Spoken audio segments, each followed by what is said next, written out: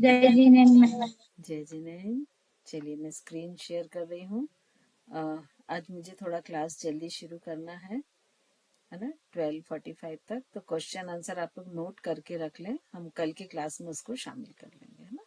तो आज सिर्फ मैं आपको पढ़ा के और क्लास ऑफ कर देंगे।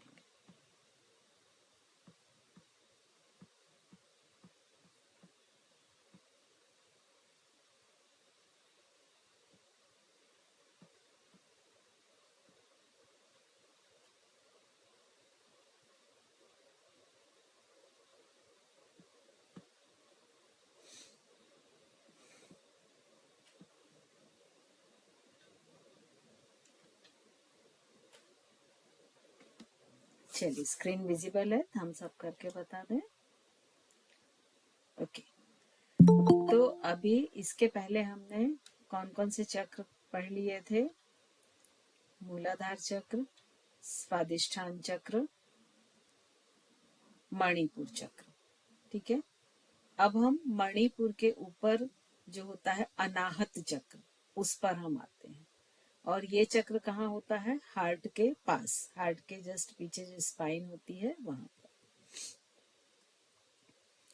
अब ऐसा माना जाता है कि अभी प्रेजेंट में ऐसे बहुत सारे लोग हैं जिनका अनाहत चक्र एक्टिव है, और जो मानव चेतना है वो इस समय या तो मणिपुर या अनाहत, इन दो चक्रों से गुजर रही है।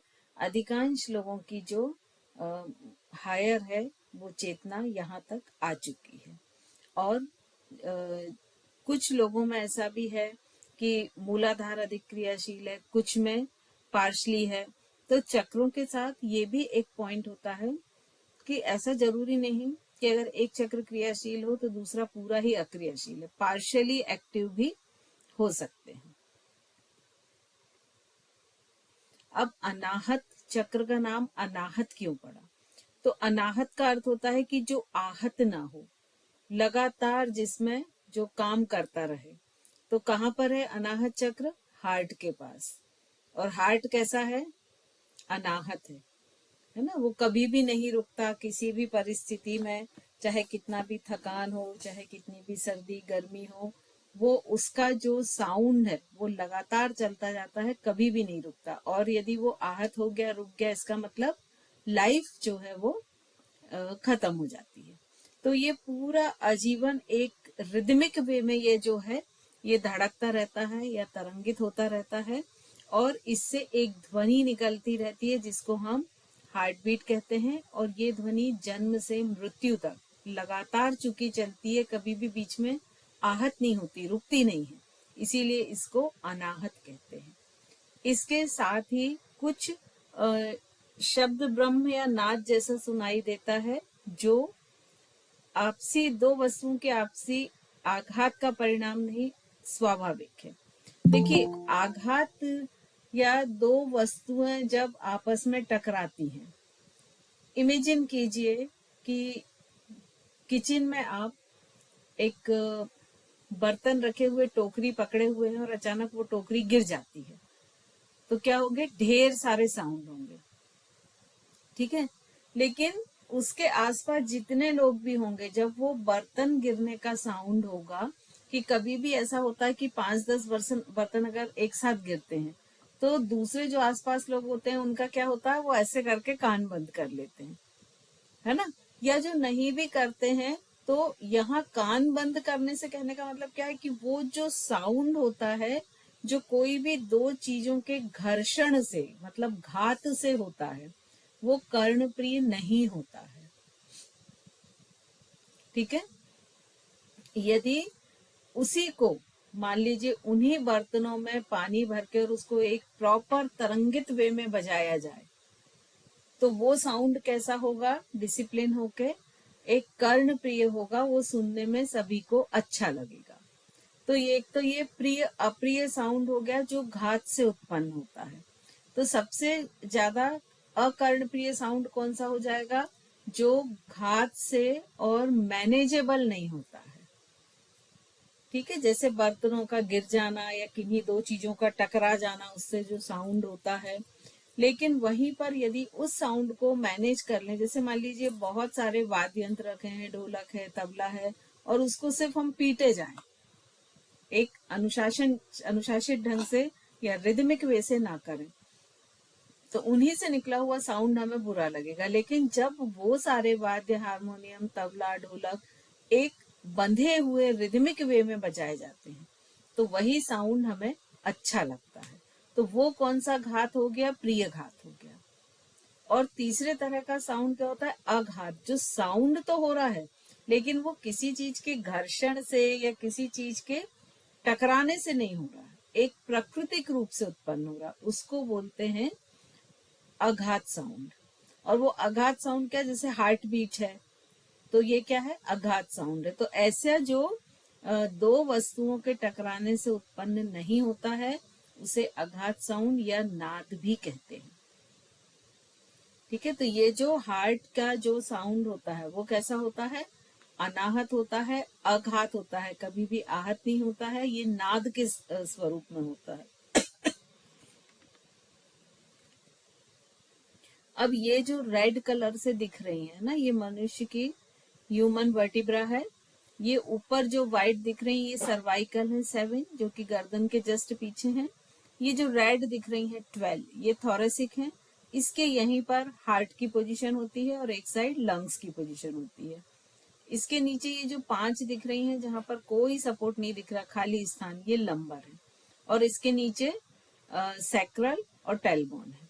अब ये जो ऊपर थोरेसिक है इसमें एक पिंजरे जैसा आपको वो दिख रहा है स्ट्रक्चर, ये क्या है? रिब्स है, जो कि हार्ट के ऊपर एक जाल जैसा, पिंजरा जैसा स्ट्रक्चर बनाती है, जिसके अंदर हार्ट और लंग्स जो है वो सेफ रहते हैं।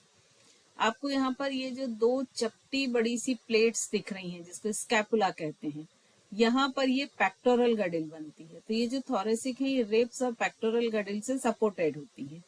वही नीचे देखें सैक्रल और टेल बोन के बीच में ये एक बोन दिख रहा है, बोन लाइक स्ट्रक्चर, ये पेल्विक गडिल होती है। ठीक है, तो जो अनाहत चक्र की पोजीशन होती है ये हार्ट के जस्ट पीछे, ये जो थोरेसिक रीजन होता है इसमें होता है। और इसका क्षेत्र कहाँ तक जाएगा? सामने चेस्ट तक इसका क्षेत्र जाएगा। इस चक्र को कई जगह हृदयाकाश भी कहा जाता है। हृदयाकाश मतलब हृदय के बीच का वो स्थान जहां पर पवित्रता है। हृदय किस चीज को इंडिकेट करता है, प्रतीक करता है? इमोशन को, भावनाओं को। ठीक है, तो यहीं से हृदय से ही जब हृदय की रचनात्मकता होती है तो इससे चित्रकारी, जितनी भी क्रिएटिव चीजें हैं, संगीतज्ञ, नृत्य, तो जितनी भी आर्टिस्टिक चीजें हैं, क्रिएटिव चीजें हैं, जैसे पोयम लिखना, कहानियां लिखना, वो सब चीज का संबंध किससे होता है? इस चक्र के जागने से। जब ये पॉजिटिव साइड जागता है तो व्यक्ति बहुत अधिक क्रिएटिव हो जाता है। अब इसको ग्रीन कलर से बताया जाता है, रिप्रेजेंट किया जाता है। इसमें ये 12 पेटल्स होते हैं और जिनमें ये वर्ण लिखे रहते हैं। और इसका जो बीज अक्षर है वो यम होता है। इसका जो तत्व होता है ये वायु तत्व होता है और इसमें 2 ट्राइंगल होते हैं, एक सीधा एक उल्टा, और दोनों जब मिल जाते हैं तो ये षटकोणीय ट्राइंगल को बनाते हैं। तो इसमें जो उल्टा है ट्राइंगल, इसमें जो ये उल्टा ट्राइंगल है ये शक्ति का प्रतीक है, और जो सीधा ट्राइंगल है ये चेतना या शिव का प्रतीक माना जाता है।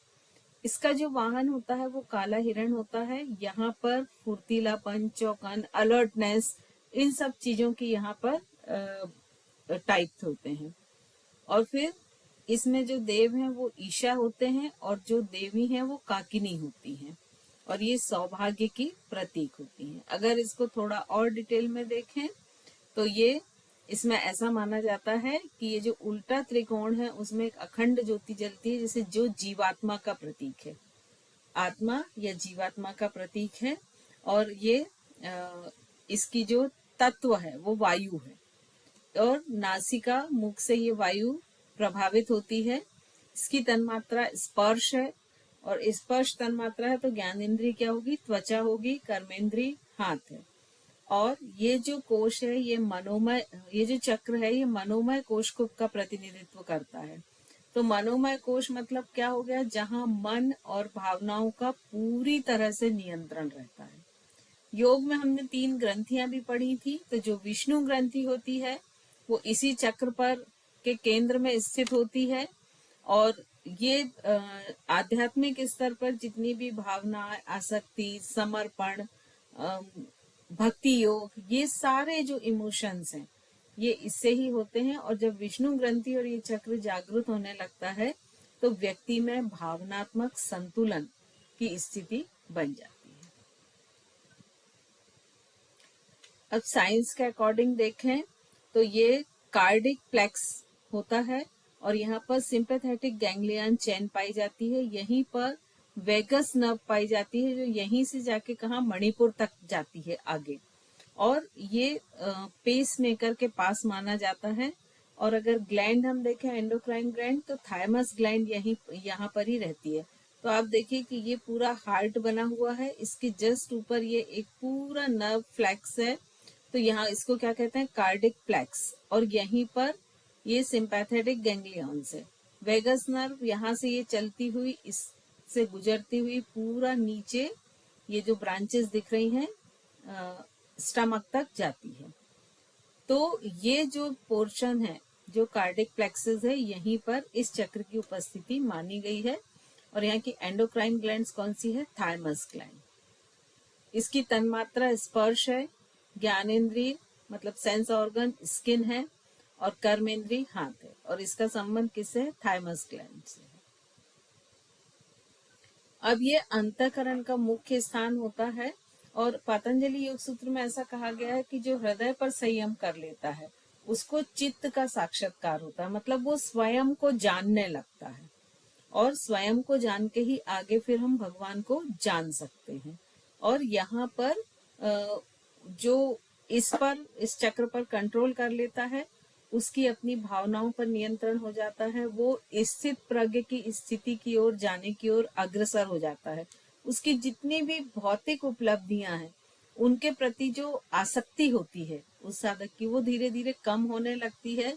वो बहुत पॉजिटिव हो जाता है, हर चीज से उसको एक आशा, एक उम्मीद रहती है, और उसको ये चीज समझ आ जाती है कि अच्छाई बुराई, सुख दुख, खुशी गम, ये दोनों का ही अस्तित्व है और दोनों में ही हमें जीना है। तो इन दोनों को के साथ वो समभाव से जीता है, और धीरे धीरे इस द्वंद से, इस आसक्ति से मुक्त हो जाता है। तो उसके सामने चाहे सुख की स्थिति हो या दुख की है, वो उसका भाव समभाव हो जाता है। मतलब वो दुखी में बहुत ज्यादा दुखी नहीं होता है और खुशी में बहुत ज्यादा खुश नहीं होता है। फिर ये अनाहत चक्र चूंकि इमोशन का है, तो जब सात्विक भावुकता का जागरण होता है तो ये जागृत होने लगता है, अलाइंड होने लगता है। और जब ये एक्टिव होता है तो हर व्यक्ति के लिए एक निस्वार्थ स्नेह, जो विश्व बंधुत्व की भावना है, वो प्रबल होने लगती है। जितना भी कर्म वो साधक करता है वो निष्कर्म कर्म करता है, उसके प्रति आसक्ति या उसके प्रति सेल्फिशनेस उसकी कम हो जाती है। उसमें करुणा, मैत्री, मुदिता, उपेक्षा, इन सब चीजों का विकास होने लगता है, और धीरे धीरे ये भाव बढ़ उसे पॉजिटिव की ओर ले जाते हैं। अब अनाहत चक्र जब जागृत होता है तो अक्सर कई बार सीने में थोड़ा सा दर्द होता है, कई बार हार्ट बीट इनरेगुलर हो जाते हैं। लेकिन जब ये चेंजेस होते हैं तो वो व्यक्ति अपने आप को डल या एनर्जी लेस नहीं फील करता है, बल्कि वो अपने आप को और अधिक क्रियाशील,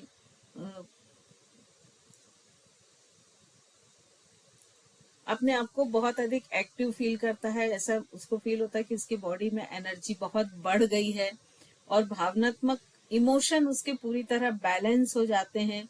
वो बहुत इजीली दूसरे के विचारों को समझने लगता है, और बहुत सारे जो उसके सूक्ष्म क्षेत्रों से जो ध्वनियां आती हैं, माइक किसका म्यूट नहीं है प्लीज देख लें, तो जो सूक्ष्म क्षेत्रों से जो ध्वनियां आती हैं वो भी वो सुनने में सक्षम हो जाता है।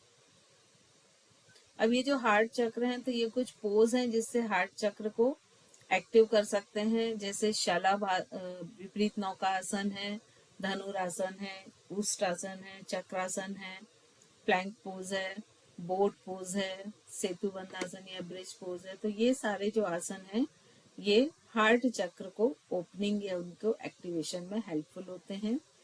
कुछ ऐसे सूक्ष्म क्रियाएं होती हैं जो इसमें हेल्पफुल होती हैं, जैसे अजपा जप, मतलब किसी एक मंत्र को बार बार जपना।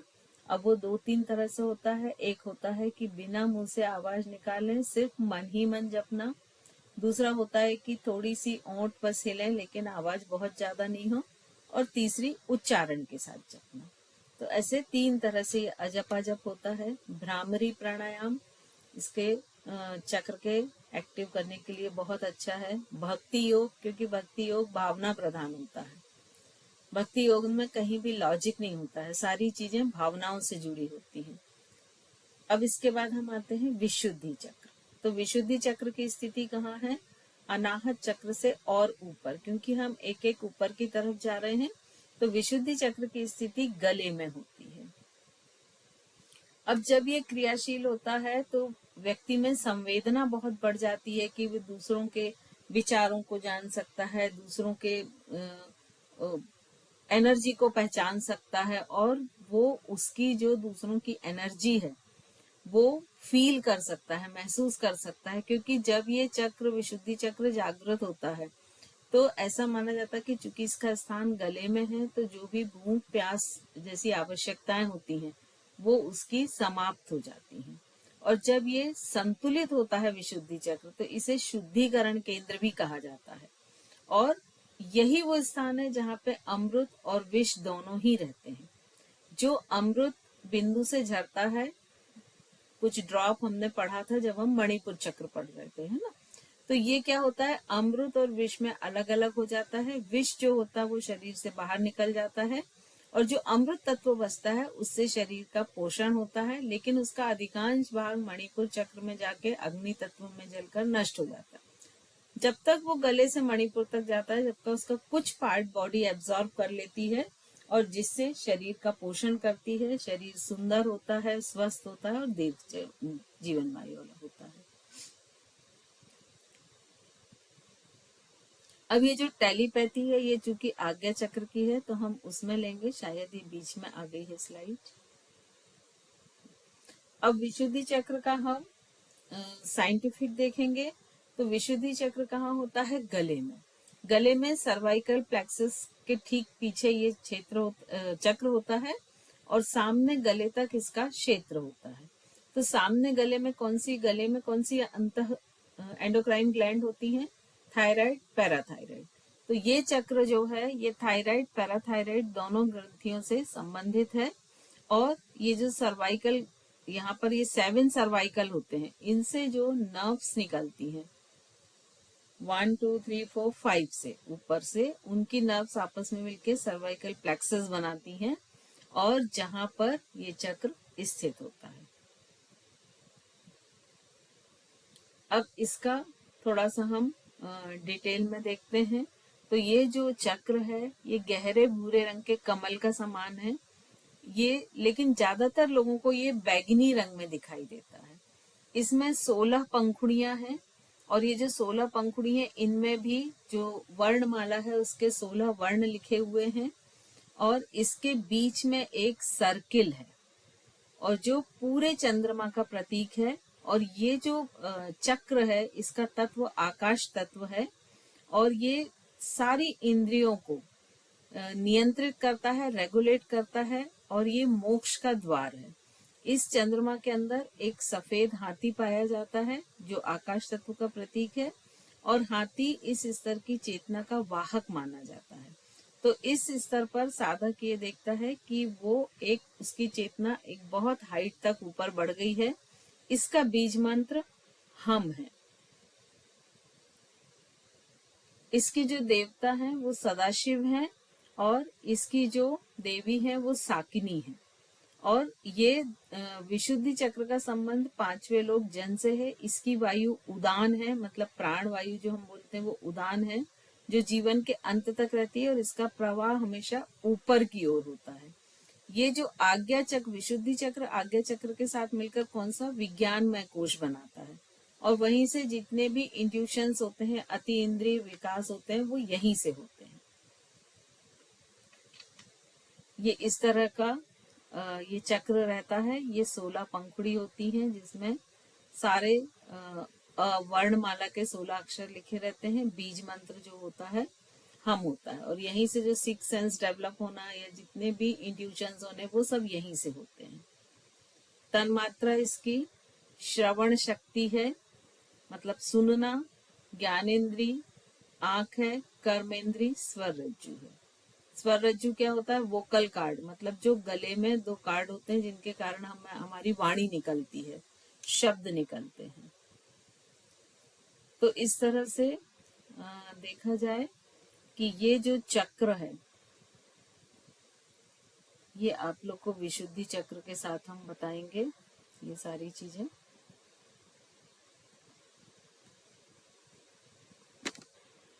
तो आज हमने जो पढ़ा है वो 2 चक्र पढ़ लिए हैं। एक तो मणिपुर चक्र के बाद अनाहत चक्र, और अनाहत चक्र से ऊपर विशुद्धि चक्र। तो अभी चूंकि थोड़ा सा टाइम है 10-15 मिनट का, तो यदि किसी के क्वेश्चन है तो वो पूछ सकते हैं। ये 2 चक्र थोड़े शॉर्ट थे, बहुत बड़े नहीं थे, तो शायद जल्दी हो गए हैं। तो आप में से यदि कोई पूछना चाहे कोई भी क्वेश्चन तो आप पूछ सकते हैं। हैंड रेस कर लें। जी विधि जी। जैसे चक्र है, मूलाधार चक्र। आपकी वॉइस बहुत कम आ रही है विधि जी, थोड़ा सा पास आके बोलो। हेलो मैम, जैसे ये चक्र है ये सीक्वेंस वाइज एक्टिवेट होते हैं या फिर जैसे विशुद्धि चक्र एक्टिवेट करना है तो विशुद्धि चक्र पे काम करना है? देखिए इसका जो चक्रास हैं इनके कई तरह के अपने महत्व होते हैं। अगर हम हेल्थ पॉइंट ऑफ व्यू से देखें तो हेल्थ में चूंकि हर चक्र के पास एक एंडोक्राइन ग्लैंड है, और जब भी चक्र की एनर्जी चक्र ब्लॉक होता है या डीएक्टिव होता है या मान लीजिए ओवर एक्टिव होता है, तो उस एनर्जी से वो जो एंडोक्राइन ग्लैंड है उससे जो हार्मोन सीक्रेट होता है वो भी इफेक्टेड होता है। तो जब हमें इस लेवल पर काम करना है कि किसी व्यक्ति के फिजिकल लेवल पर उसकी कोई एंडोक्राइन ग्लैंड्स जो है वो इम्बैलेंस है, उसके हार्मोन्स को बैलेंस करना है, तो तब तो हम पर्टिकुलर उस चक्र पर काम करके और उसे बैलेंस कर देते हैं। लेकिन जब हम बिना किसी इंटेंशन के सिर्फ चक्रों को जागृत और एक्टिव करना रहता है, तब हमारा एक सीक्वेंस होता है। और ज्यादातर वो सीक्वेंस कैसे होता है कि सबसे पहले आज्ञा चक्र को जागरूक करते हैं, क्योंकि आज्ञा चक्र के पास पिट्यूटरी ग्लैंड होती है, और पिट्यूटरी ग्लैंड मास्टर ग्लैंड होती है। आज्ञा चक्र मास्टर चक्र होता है। फिर उसके बाद हम एक एक नीचे से मूलाधार, फिर स्वादिष्ठान, फिर मणिपुरी, वो हम एक एक चक्र एक्टिवेट करते हैं। ये सारी क्रियाएं चूंकि गुरु के निर्देश में ही की जाती हैं, तो यदि गुरु ये देखता है कि भाई आज्ञा चक्र एक्टिवेट कर लिया लेकिन मूलाधार और स्वादिष्ठान ऑलरेडी एक्टिव है, क्योंकि आप लोग ने ये पढ़ा है कि अभी वर्तमान में ज्यादातर लोगों की जो चेतना है वो या तो मूलाधार पे है या मणिपुर है या अनाहत है, 3 चक्रों पे। तो वो फिर उसके आगे एक्टिवेशन करता है। तो एक डिपेंड करता है कि किसी व्यक्ति का कौन सा चक्र तक एक्टिवेट है, कितना एक्टिवेट है, तो उसके हिसाब से फिर वो आगे एक्टिवेट करता है। तो इन सबको इसकी एनर्जी को देखने के लिए, समझने के लिए बहुत सारे गैजेट्स आते हैं जिनसे एनर्जी चेक कर ली जाती है कि चक्र की एनर्जी कितनी है। तो जो चक्र की एनर्जी ब्लॉक होती है, कई बार ऐसा होता है कि किसी व्यक्ति का हो सकता है विशुद्धि चक्र बहुत अच्छा एक्टिव हो लेकिन मूलाधार ब्लॉक हो या मणिपुर ब्लॉक हो, तो ये उसका एक टेस्ट करते हैं हम उस एपरेटस से जो पर्टिकुलर टेस्ट करने के लिए होता है, और उससे ये फाइंड आउट करते हैं कि कौन से चक्र ब्लॉक हैं। अब ब्लॉक के बाद ये भी हो सकता है कि वो एक्टिव तो हैं लेकिन वो पॉजिटिव है या नेगेटिव है, वो देखना पड़ता है। तो वो सारा देख के फिर डिसाइड करके और आगे बढ़ते हैं। ठीक है जी। और किसी का है कोई क्वेश्चन? मैम, जैसे ये तो कोई टेस्ट करता है तब पता चलता है, ऐसे हम कैसे जान पाएंगे कि हमारा कौन सा चक्र एक्टिव हो रखा है और कौन सा ब्लॉक है? देखिए वो सिर्फ एक कयास होते हैं कि आप अपने नेचर से, आप अपनी बीमारियों से, आप अपनी बॉडी की फिजियोलॉजी से जान लें, लेकिन सबसे बेस्ट होता है कि आप चेक कर लें। जैसे मान लीजिए आपके अंदर बीपी है ना, अब ब्लड प्रेशर तो सभी के अंदर है। अब आप उसके कुछ सिम्टम्स हैं कि आपको अनइजी लग रहा है, आपका सिर दुखने लगा तो आपको मालूम है कि बहुत तेज सिर दुख रहा, अनइजी लग रहा, मतलब मेरा हाई हुआ है। लेकिन फाइनल डिसीजन तो आप कब लोगे, जब आप चेक कराओगे, है ना। तो ऐसे ही हम कयास लगा सकते हैं। बहुत सारे ऐसी चीजें होते हैं इमोशन के बेस पर।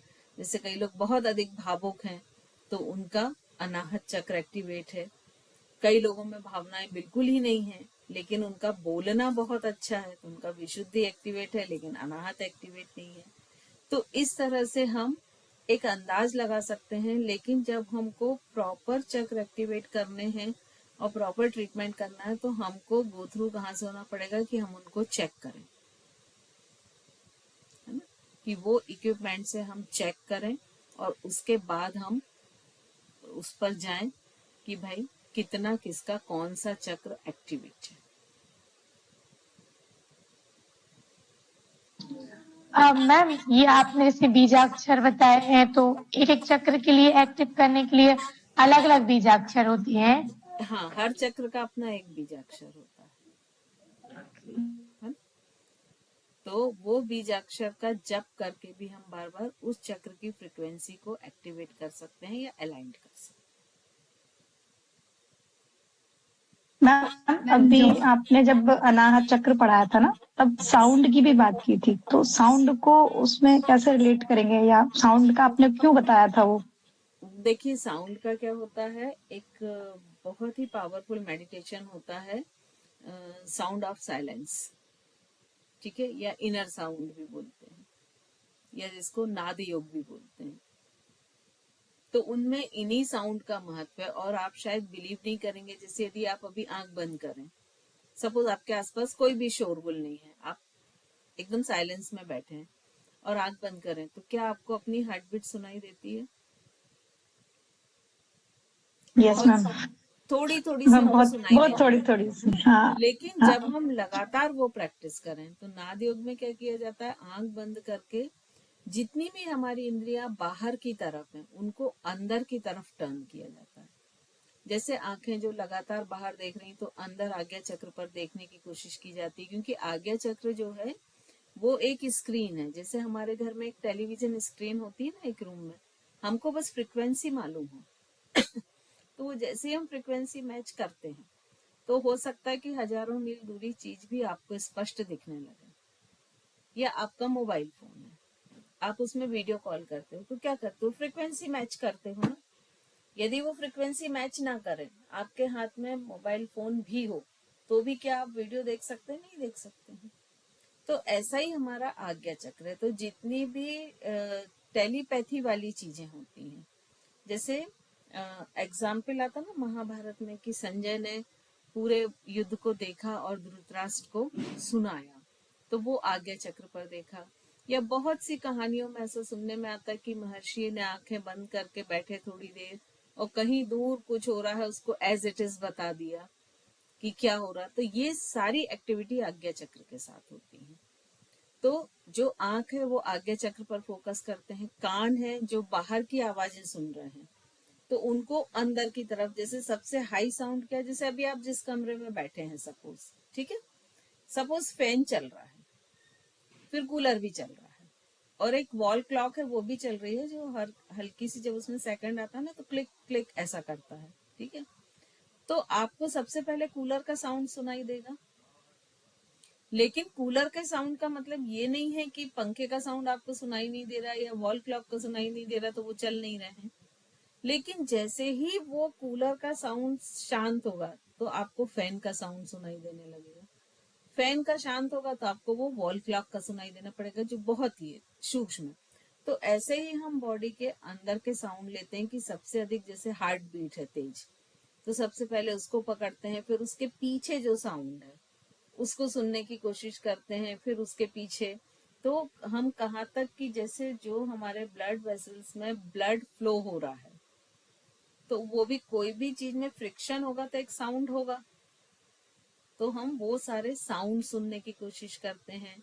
फिर जैसे हम ब्रीथ इन कर रहे हैं तो इंटरनल जगह पर वो जो एयर टच हो रही है तो अपने टच सेंस को अंदर की तरफ कन्वर्ट करते हैं। तो ऐसे हर एक सेंस ऑर्गन को अंदर की तरफ कन्वर्ट करते हैं और वो बहुत एक पावरफुल मेडिटेशन होता है।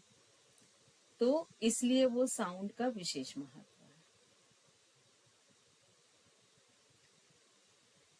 मैम अभी जैसे ना यूट्यूब पे जैसे लॉफी साउंड या कुछ मेगा हर्ट्ज के कुछ डिफरेंट डिफरेंट साउंड्स भी अवेलेबल है।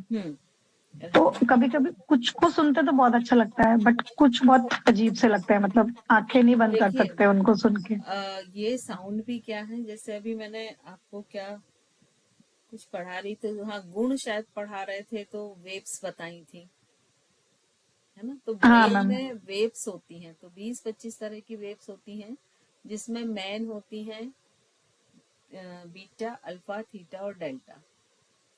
तो डिपेंड करता है कि आपकी किस समय कौन सी वेव एक्टिव है, तो उस समय के लिए आप सुटेबल साउंड सुनेंगे तो आपको अच्छा लगेगा। देखिए आप कभी कभी देखिए आप बहुत लाउड म्यूजिक होता है और आप उसको बहुत एंजॉय करते हैं, लेकिन कभी कोई थोड़ा भी तेज बजा देता है तो आपको बड़ा इरिटेशन होता है ना। कभी ऐसा लगता है कि धीमे धीमे कोई साउंड चलता रहे, स्लोली कोई सॉन्ग चल रहा है, हम उसको एंजॉय कर रहे हैं, कई बार वो भी नहीं अच्छा लगता कुछ भी नहीं हो। तो ये डिपेंड करता है कि आपके ब्रेन में कौन सी वेव एक्टिव है, उसके हिसाब से जो है ये साउंड आपका मैच करता है और आपको अच्छा या बुरा लगता है। तो ऐसे ही जो यूट्यूब वगैरह पे अवेलेबल है, तो यूट्यूब पर तो ढेर सारे अवेलेबल हो गए, अब वो आपके ब्रेन से मैच कर रहे हैं तो आपको अच्छा लगेगा, आपके ब्रेन से सपोज वो मैच नहीं कर रहे हैं तो वो आपको अच्छे नहीं लगेंगे।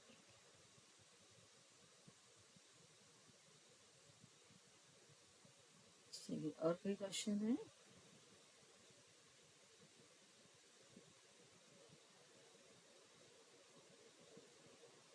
कैसा लग रहा है चक्रों को पढ़ना समझना? मैम बहुत इंटरेस्टिंग। बहुत इंटरेस्टिंग। मतलब नई नई चीजें समझ में आ रही है ना, कि कितनी सारी चीजें हैं जिनसे हम बिल्कुल भी अनजान थे एक तरह से। और यही चीज अब आपको पढ़ने की ओर अग्रसर करेगी। पढ़ने की ओर से कहने का मतलब ये नहीं है एग्जाम पॉइंट ऑफ व्यू से, मतलब आपको अब इंटरेस्ट क्रिएट करेगा कि इसको थोड़ा और पढ़ें, क्या होता हेलो है ना। तो वो सारी चीजें अब आपके हेलो। साथ होंगी।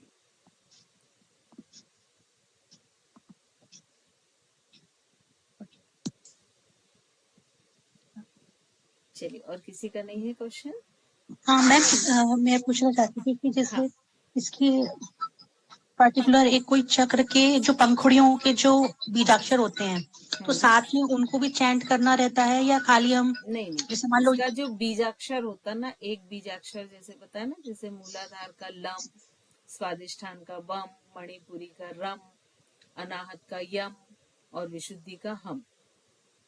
तो ये उनके जो ये बीज मंत्र होता है, वो बीज अक्षर होते हैं, ये बीज मंत्र होता है। तो हमको चैंट ये बीज मंत्र करना पड़ता है।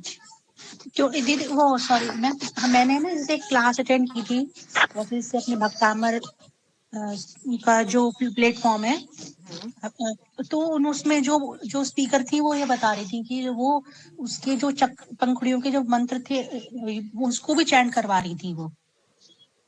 देखिए बहुत डीप में जाकर कौन कैसा करता है वो डिफरेंट हो सकता है, लेकिन अभी हम सुपरफिशियली पढ़ रहे हैं, क्योंकि चक्र थेरेपी अपने आप में बहुत बड़ी है ना। तो और अच्छा इफेक्ट करने के लिए हम उस तक भी जा सकते हैं कि उसमें जो बीज अक्षर लिखे हैं उनको भी चेंज करें। लेकिन आपको सुन के आश्चर्य होगा कि आपको मालूम है कि हर एक वर्ण की एक फ्रिक्वेंसी होती है, जिसको हम मेगा हर्ट्स के नाम से जानते हैं। तो अपन एक एग्जाम्पल ले लेते हैं कि जैसे ओम की 108 मेगा हर्ट है, ये एक इमेजिनरी नंबर ले रहे हैं, है ना। तो आप जितने भी ये आज्ञा चक्र छठवा है, तो जो नीचे के 5 चक्र हैं, यदि इनके जो बीज मंत्र हैं उनकी फ्रिक्वेंसी को प्लस करोगे तो वो ओम की फ्रिक्वेंसी के इक्वल आएगी, क्योंकि आज्ञा चक्र का बीज मंत्र क्या है? ओम। तो यदि हमें नहीं मालूम कि हमारा कौन सा चक्र इम्बैलेंस है, कौन से चक्र पे काम करना चाहिए, तो हम ओम पे काम करें। तो ओम क्या करेगा कि जो भी चक्र इम्बैलेंस है उसको ऑटोमेटिक बैलेंस करेगा। और जितने पंखुड़ी पे बीज अक्षर होते हैं उनकी फ्रिक्वेंसी उस मंत्र के बराबर होती है। तो मतलब हम ऐसे कह सकते हैं कि उनको सामूहिक रूप से एक बीज मंत्र में हम पढ़ लेते हैं, जी, है ना। तो थैंक ये यू। जो साउंड साइंस है ना, ये बहुत मिरेकल है इसमें, है ना। क्योंकि आपने ये सुना होगा ना कि जैसे बहुत पहले जब ब्रिटिश आर्मी थी, हालांकि अभी भी आर्मी में ये रूल है कि आर्मी वाले मार्च पास्ट करते हैं, सभी ने देखा होगा कहीं ना कहीं। तो वो उनकी मार्च पास्ट जो आर्मी में जब होती है तो वो इतनी एग्जैक्ट होती है कि जब उनका कदम खट से लगता है तो एक ही साउंड सबका होता है। ऐसा नहीं होता कि अलग अलग खट खट खट, एक ही खट होगा ऐसा वाला। तो इन लोग को स्पष्ट इंस्ट्रक्शंस रहते हैं कि अब चूंकि ये तो जंगल वगैरह में भी घूमते रहते हैं ना, तो यदि कोई ऐसा ब्रिज हो जो थोड़ा पुराना हो, जर्जर हो, प्राचीन बना हुआ है, तो जब उस ब्रिज पे से जाएं तो वो जो मार्च पास्ट कर रहे हैं उसको कदम ताल कहते हैं। कदम ताल तोड़ के जाएं, क्योंकि उस कदम ताल में इतनी पावर होती है उसके साउंड एनर्जी में कि कई बार वो ब्रिज टूट जाते हैं। तो ये उन लोग को इंस्ट्रक्शन होता है। आपने ऐसा भी बहुत देखा होगा कि कुछ पर्टिकुलर किसी कंट्री का, लेकिन मुझे ध्यान नहीं आ रहा है, कि एक आ करके साउंड निकालते हैं और सामने ग्लास लाते हैं तो वो टूट जाता है ना। तो ये भी साउंड फ्रिक्वेंसी है। जी, साउंड जी। फ्रिक्वेंसी जो है वो बहुत अधिक मैजिकल होती है। हाँ बेटा बोलो। हाँ। म्यूट कर ले अनुश्री जी। अरे बेटा क्लास चल रही है ना, क्लास चल रही है। तो ये जो चूंकि बहुत मिरेकल होती है पूरी साउंड भी, जैसे आप लोग ने कभी देखा एक तरह की, जैसे एक चीखने का साउंड हो या सीटी का साउंड हो, अगर बहुत देर तक आपके कान के पास बजे तो आपको कैसा लगता है? अनईजी लगने लगता है ना। मतलब या तो आप ऐसे कान बंद कर लेंगे, आपको लगा कि कब बंद हो जाए, इरिटेटिंग लगने लगता है। मैम इरिटेटिंग होता है बहुत। तो ये सारी जो है ये एनर्जी है साउंड वेव्स की, ठीक है। और यहाँ पर जब हम मंत्र चेंट कर रहे हैं तो हम क्या कर रहे हैं? साउंड वेव की एनर्जी को एक्टिवेट कर रहे हैं। चलिए, और कोई है क्या क्वेश्चन?